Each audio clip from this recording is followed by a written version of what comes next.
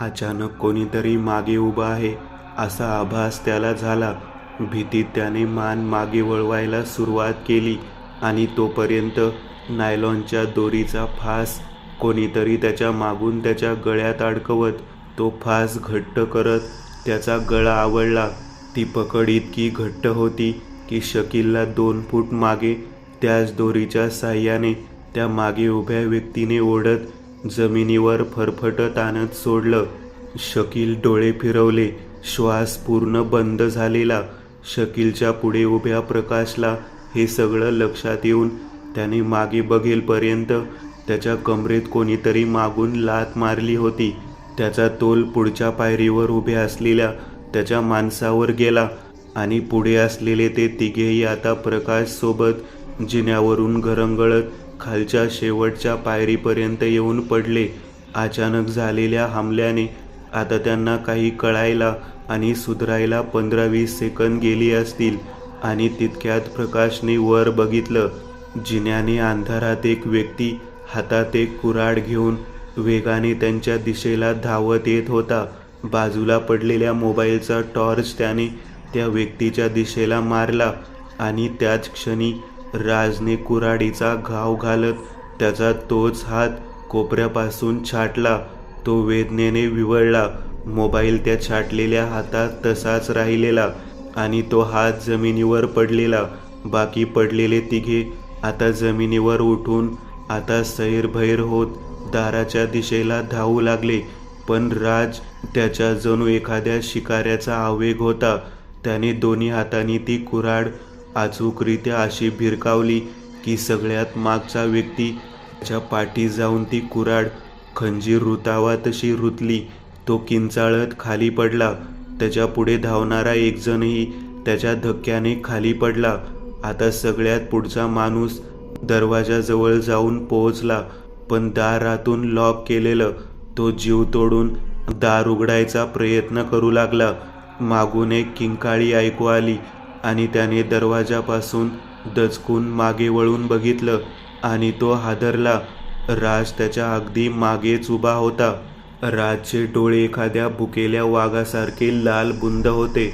तो काही हालचाल करणार इतक्यात राजने दोन्ही हातांनी त्याचं डोकं धरलं आणि स्वतःचं डोकं त्याच्या नाकावर इतक्या जोरात आदळलं की त्याच्या नाकाचं हाड मोडून त्याचे डोळे तिथेच फिरले.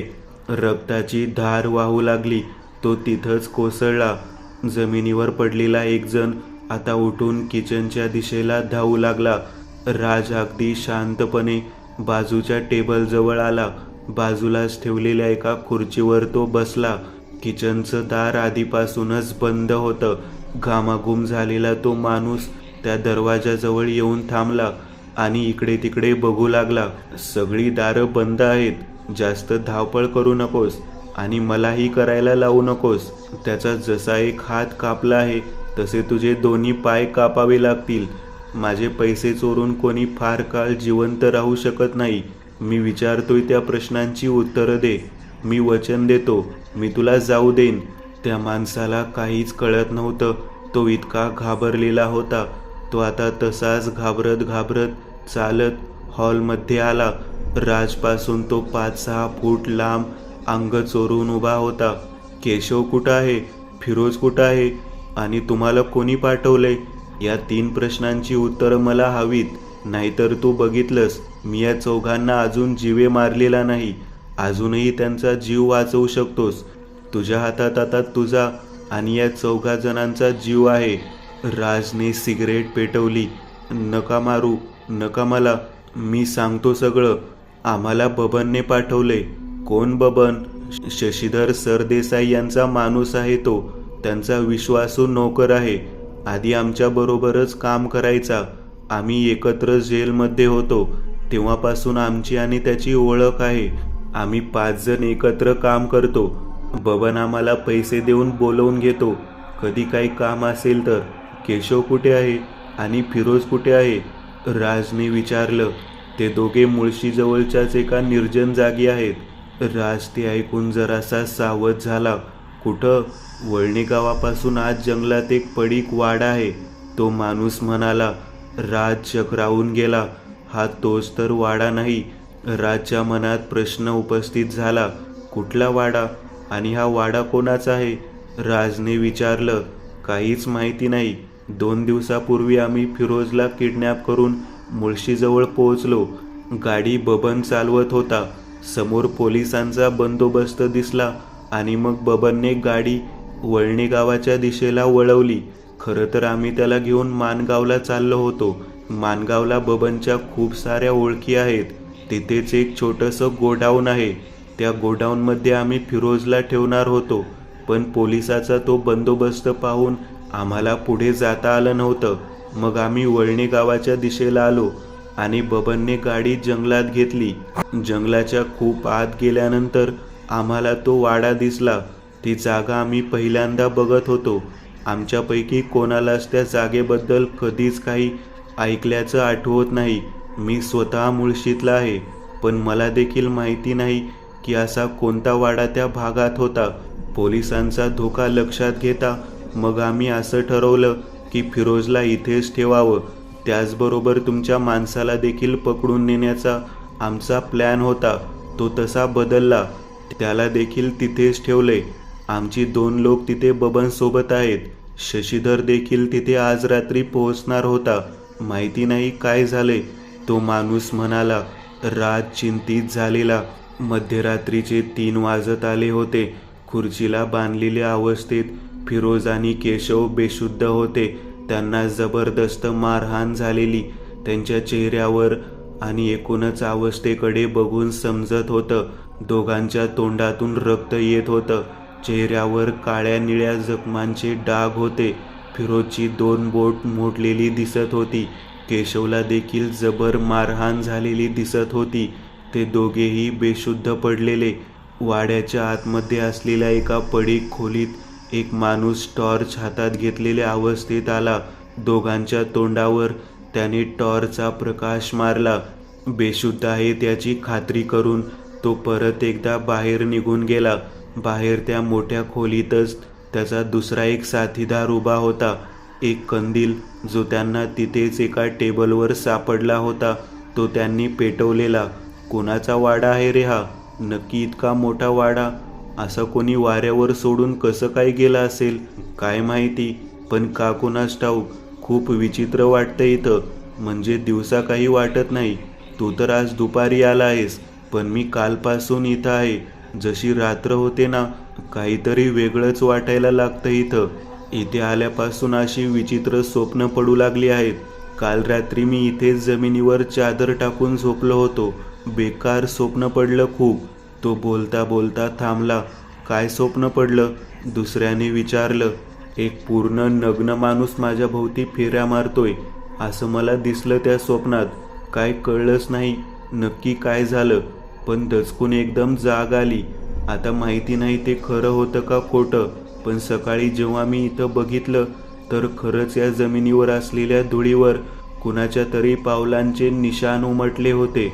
जिथे मी झोपलो होतो त्या जागेच्या पूर्ण भोवती तसेच कोणाच्या तरी अनवाणी चालण्याचे पायाचे निशाण दिसत होते. तेव्हापासून तर मला भीतीच वाटते. लवकर इथलं काम एकदा संपलं की आपण आपले इथून निघायला मोकळे. तो म्हणाला. अरे हे काय सांगतोयस तू? अरे पण हे कसं शक्य आहे? अरे हे स्वप्न मला सुद्धा पडले. आताच काही वेळापूर्वीची गोष्ट आहे. जरा डोळा लागला होता इथेच. तेव्हा मोबाईलला रेंज नव्हती म्हणून तू फोन करायला म्हणून बाहेर गेला होतास ना, तेव्हाची गोष्ट. दुसरा जण त्याला म्हणाला. काय? काहीही सांगू नकोस. आणि जर खरंच असं घडलं असेल तर तू जिथे झोपला होतास त्या जागेच्या आजूबाजूला कुणाच्या तरी अनवाणी पायांचे ठसे नक्की उमटले असतील. पहिला जण दुसऱ्याला म्हणाला. त्यांचं बोलणं पूर्ण झालंही नव्हतं, पण तितक्यात दुसऱ्या व्यक्तीने तो ज्या खुर्चीवर बसलेला त्या खुर्चीच्या आजूबाजूला बॅटरीचा प्रकाश मारला. त्याच्या चेहऱ्यावरचे हावभावच बदलून गेले, कारण त्याच्या खुर्चीच्या सगळ्या बाजूने तसेच कोणाच्या तरी अनवाणी पावलांचे ठसे धुळीवर उमटलेले दिसत होते. हे बघ. त्याच भेदरलेल्या अवस्थेत त्याने दुसऱ्याचं लक्ष त्या जमिनीवर उमटलेल्या ठशांकडे वेधलं. दोघांनी एकमेकांकडे बघितलं आणि लगेचच स्वतःच्या पायांकडे बघितलं. दोघांनीही बूट घातले होते. अनवाणी व्यक्ती इथे कोणीच नव्हता. इतकंच काय, केशव आणि फिरोजच्या पायात देखील त्यांचे बूट होते आणि तसेही बेशुद्ध होते. मला भीती वाटते. बबन कधी येणार आहे? त्यातल्या एकाने दुसऱ्याला विचारलं. येतच असेल. त्याला जाऊन तसाही 1.5 तास होत आला आहे. इतकी काय दारू प्यायची खाज याला? नसती प्यायला एखाद दिवस तर काय फरक पडला असता. बबन आला की मी त्याला सांगणार आहे. या दोघांना गाडीत टाकू आणि आता इथून निघू. माणगावला जाऊ. ही जागा काय बरोबर वाटत नाहीये मला. आणि तसं पण आपल्याला माहिती नाही अजून इथं किती दिवस थांबावं लागेल. दुसरा जण त्याला म्हणाला. आणि तितक्यात त्यांच्या कानावर बाहेरून एका गाडीच्या तिथे येऊन थांबल्याचा आवाज ऐकू आला. दोघेही जागेवरून उठले आणि आता त्या खोलीतून बाहेरच्या दिशेला चालू लागले. वाड्याच्या मुख्य दरवाजातून त्यांना वाड्याच्या मोडलेल्या गेटच्या बाहेर उभी एक टाटा सुमो दिसत होती. अरे, ही तर त्या प्रकाशची गाडी आहे रे. त्यातला एक जण दुसऱ्याला म्हणाला. हो बरोबर, प्रकाश आज रात्री इथे येणार होता. ती बाई बहुतेक त्यांना सापडली असेल. तिलाच उचलून ते आणणार होते. इथं बहुतेक ते आले तिला घेऊन. दोघेही आता वाड्याच्या मुख्य दारातून थोडेसे बाहेर आले आणि थांबले. गाडीची हेडलाईट बंद झालेली. अंधारामुळे गाडीच्या आत कोण आहे हे कळत नव्हतं. पण गाडीच्या आतून कोणी बाहेर पण येत नव्हतं. 2-3 मिनिटं तशीच गेली. अरे, हे गाडीतून बाहेर का उतरत नाहीयेत? काय झालंय नक्की? चल बघू, आता एक जण दुसऱ्याला म्हणाला. दोघी आता वाड्याच्या अंगणातून चालत गेटमधून बाहेर आले. गाडीच्या जवळ येत त्यातल्या एकाने गाडीचं पुढचं दार उघडलं. त्याने आत बघितलं आणि त्याची मती कुंठित झाली. ड्रायव्हर सीटच्या बाजूला एक जण दोरीने बांधलेल्या अवस्थेत होता. त्याच्या तोंडाला एक पट्टी लावलेली. तो शुद्धीवर होता. ड्रायव्हर सीटवर कोणीच नव्हतं. तोपर्यंत दुसरा जण आता गाडीच्या मागच्या सीटजवळ आला. त्याने दार उघडलं आणि बॅटरीचा प्रकाश आत मारला. गाडीच्या मागच्या सीटवर 4घे जण रक्तात माखलेल्या अवस्थेत दोरीने घट्ट अशा अवस्थेत बांधलेले दिसत होते. ते 4घेही बेशुद्ध होते. मेले नव्हते पण खूप जखमी होते. त्याला काही कळत नव्हतं. त्याने पटकन वळत त्याच्या साथीदाराला बघायला म्हणून नजर तिकडे वळवली. पण आता तो तिथे नव्हता. त्याच्या पायाखालची जमीन सरकली. लखन, ए लखन, तो आता त्याला आवाज देऊ लागला. 4-5 पावलं तो जरासा गाडीपासून पुढे आला. बॅटरीचा प्रकाश आजूबाजूला मारला आणि 10 फुटावर लखन बेशुद्ध अवस्थेत जमिनीवर पडलेला दिसत होता. तो हादरला. घाबरत घाबरत लखनच्या जवळ आला.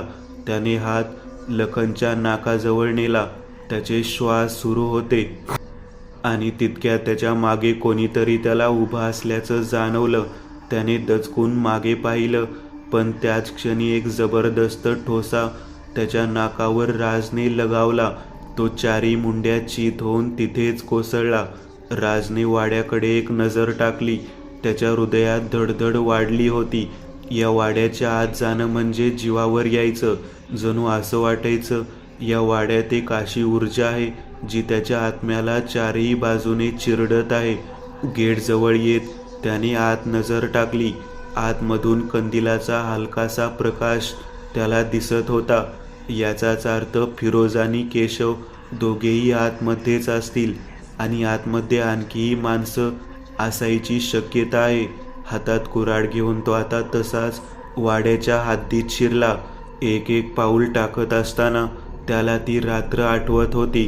त्याला रात्री त्यांनी इथे पाहिलेलं ते भयानक दृश्य, सगळं काही त्याला आठवू लागलेलं. त्याच्या ऊर्जा वलयाला जणू काही ती वाड्यातली अदृश्य शक्ती भेदायचा प्रयत्न करत असावी असं वाटत होतं.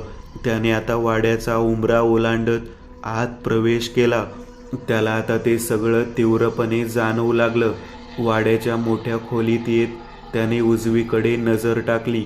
कंदील सुरू होता पण त्या खोलीत कोणीच नव्हतं. हातात तो तसाच बॅटरीच्या प्रकाशात आत आला. आतमध्ये असलेल्या त्या खोलीत येत त्याने बॅटरीचा प्रकाश मारला. फिरोज व केशव दोघेही बेशुद्ध अवस्थेत होते. दोघांना जबर मारहाण झालेली.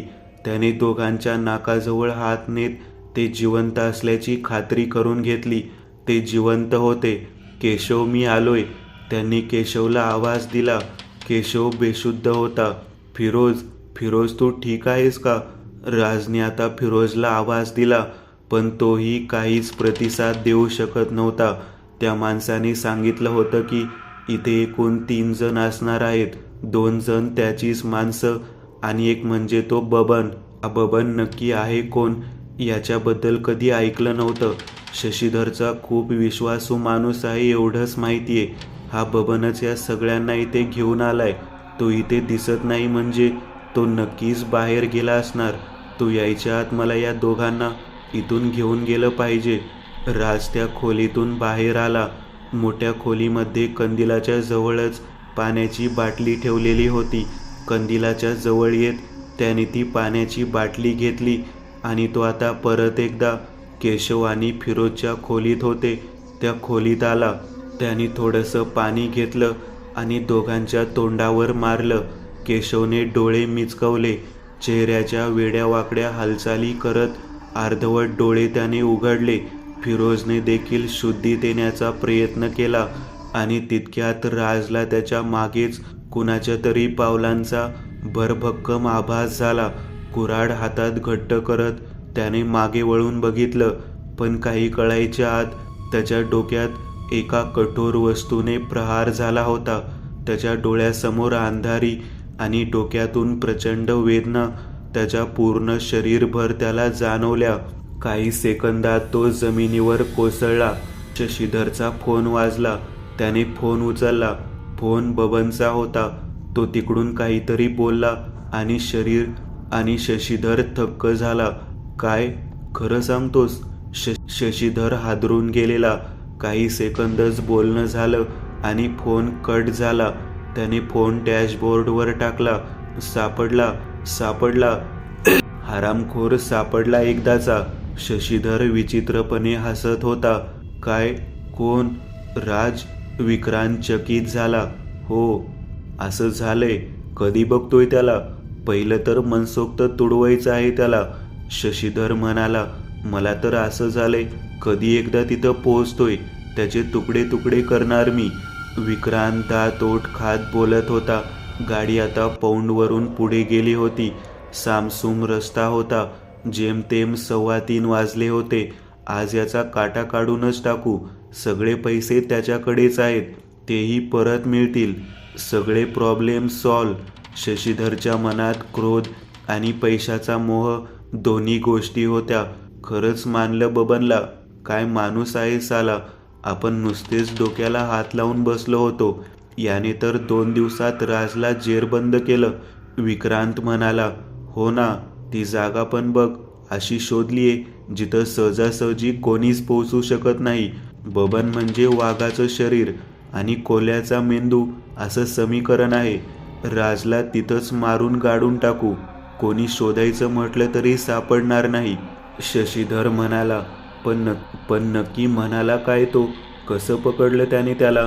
विक्रांतने विचारलं. पहिलं वाक्य समजलं की राजला त्याने बेशुद्ध करून बंदिस्त केले. मग रेंज गेली. ती जागाही विचित्र आहे. तिथं एक पडीक वाडा आहे. पूर्ण वाड्यात रेंज येत नाही. अंगणात आजूबाजूला कुठं रेंज येत नाही. फक्त एक वडाचं झाड आहे काही फुटावर. तिथे रेंज येते, पण तीही खूप कमजोर. शशीधर म्हणाला. बबनने दिलेल्या दिशानिर्देशानुसार आता ते त्या जंगलाच्या वाटेला लागले होते. 3:40 झालेली. समोर तो पडीक वाडा दिसत होता.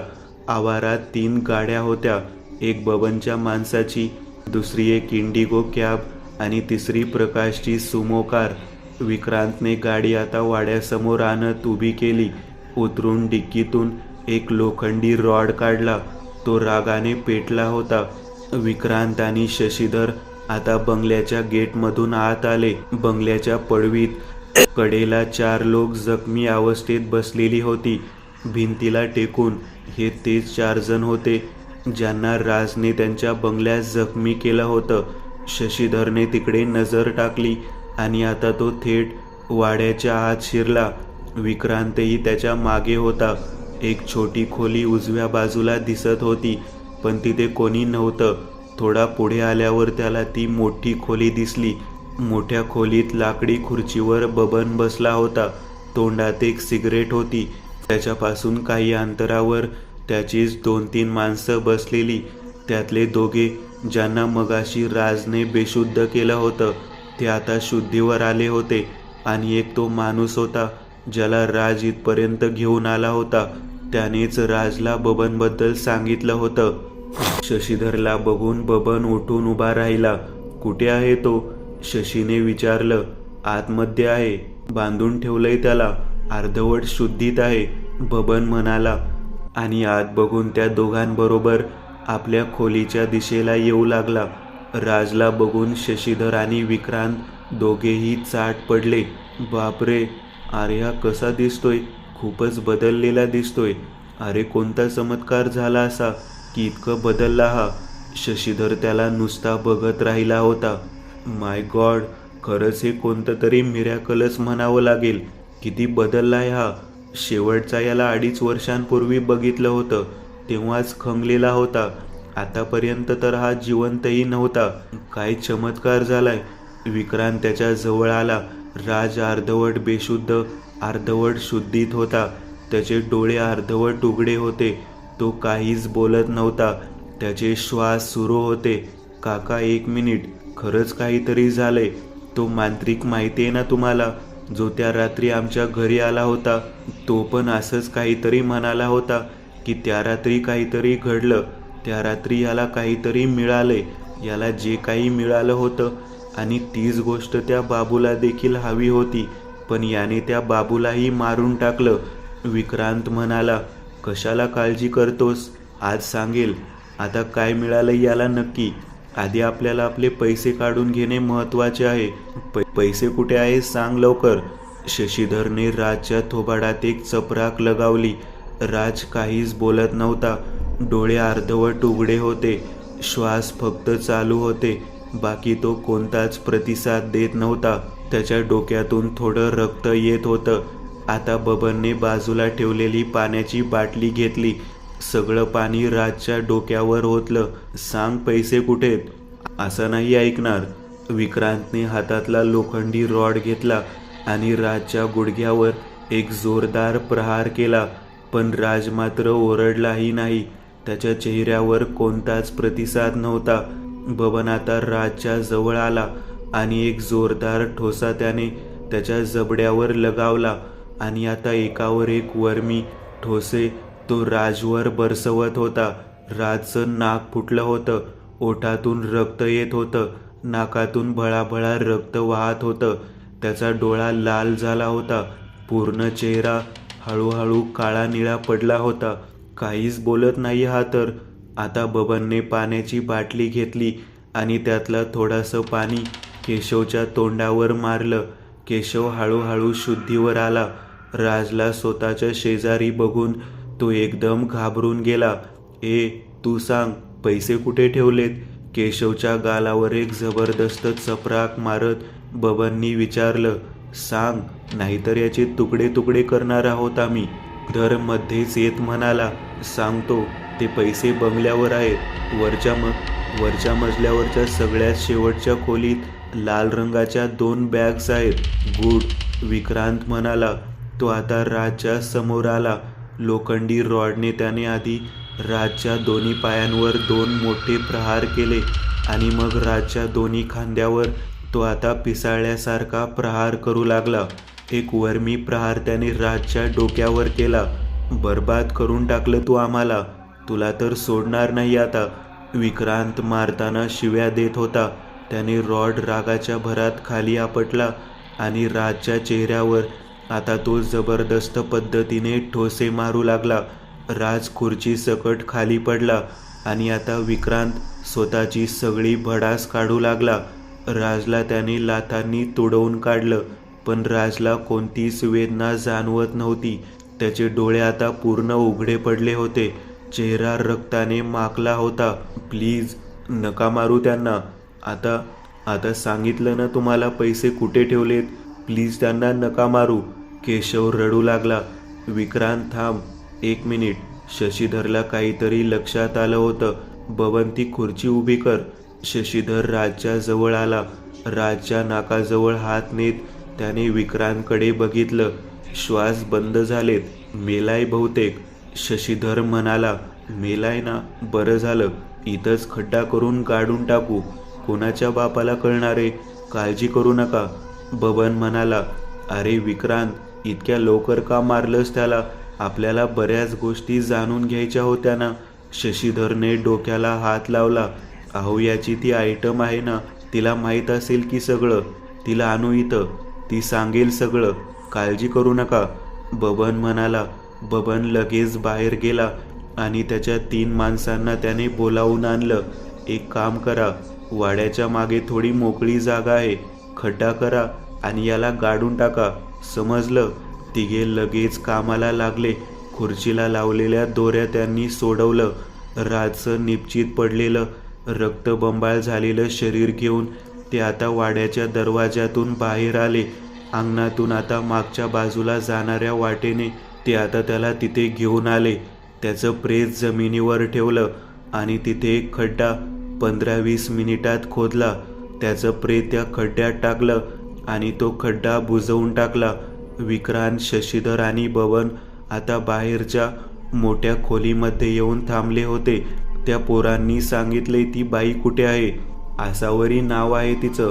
लवासाच्या घाटाच्या अलीकडे एका फार्म हाऊसमध्ये ती आता आहे. तिला फोन उचलून आणू. राजचा खेळ तर संपलाय. बबन म्हणाला. ठीक आहे, जे करायचंय ते लवकर करा. एक काम करू, आम्ही आता इथून निघतो. त्या बंगल्यावर जाऊन आधी पैसे घेऊन येतो. तोवर तू त्या आसावरीला उचलून इकडे आण. चल निघू लगेच. शशीधरची सिगरेट संपली आणि त्याने सिगरेट खाली टाकत विझवली. अचानक बाहेर खूप जोरात वादळ आल्यासारखं वाटू लागलं. मुसळधार असा पाऊस सुरू झाला होता. हे काय अचानक? आज जर पाऊस पडेल असं कुठलाच हवामानाचा अंदाज नव्हता आणि इतकं जोराचं वारं का सुटलं एकदम? शशीधर खिडकीजवळ आला. त्याने बाहेर बघितलं. ढग गडगडत होते. वेगाचा वारा सुटला होता. वीज चमकत होती आणि मुसळधार पाऊस सुरू झालेला. तो जरासा चिंतित झाला. एक अनाहूत भीती मनात अचानक दाटून आली होती. सगळं काही अगदी मनासारखं होत असताना अचानक हे असं का झालं होतं हे त्याचं त्यालाच कळत नव्हतं.